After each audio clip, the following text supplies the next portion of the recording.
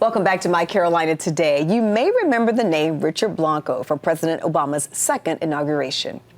All of us, as vital as the one light we move through, the same light on blackboards with lessons for the day, equations to solve, history to question, or atoms imagined. The I have a dream we all keep dreaming. He is the first Hispanic and openly gay man to read the inaugural poem. Now, Richard is out with his new memoir, The Prince of Los Coquillos, A Miami Childhood. Richard is here now to tell us about it. Welcome. Great to be here. My pleasure. Yeah, so the new book is about you growing up in Miami. In Miami, yeah. Yeah, with Cuban parents. Yes, with Cuban parents. It's kind of like an I Love Lucy episode, except both my parents were Cuban. Lucy! Except they were both Cuban. But yeah, sort of the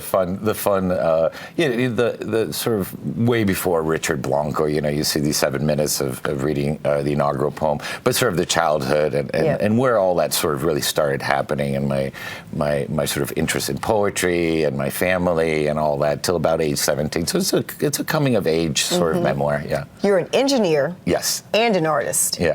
Don't often hear about those two going together. No, and that's part of the story too. As a working class family from immigrant parents, doctor, lawyer, engineer, and so there was my grandmother was very homophobic too. So if I would have chosen a major in the arts, you can imagine how that would have gone over in the house. So that's part of sort of the negotiation what the book talks about, again, in a very sort of comical and sort of misadventure way. Yeah. At what age did you come out?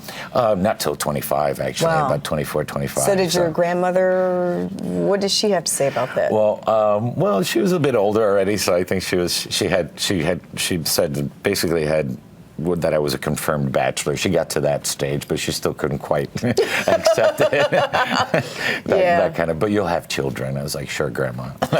So what was it like trying to find your place growing up?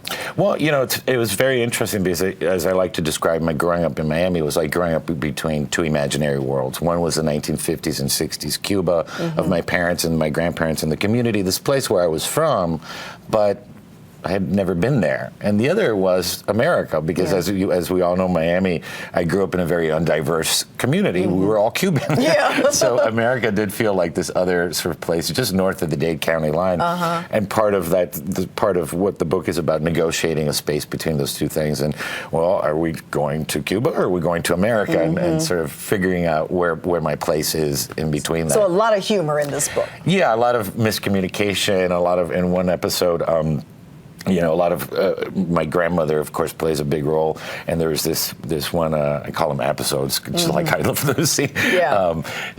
There's this Winn-Dixie, the American grocery store that I finally coerce her into going into, and it turns into chaos and whatnot. So yeah, a lot of at one point the working title for the book was Huckleberry Blanco or running with mangoes. Running with mangoes. Because it's that kind. I mean, there's obviously its serious side and its gravitas. And the kid trying to negotiate his space in the world, but there's a lot of fun, laugh out. Well, you can meet Richard tonight at Quill Rich Books and Music. He'll read from his book tonight at 7:30. Hear all about it. Richard, thank you so much. Thank you. Pleasure.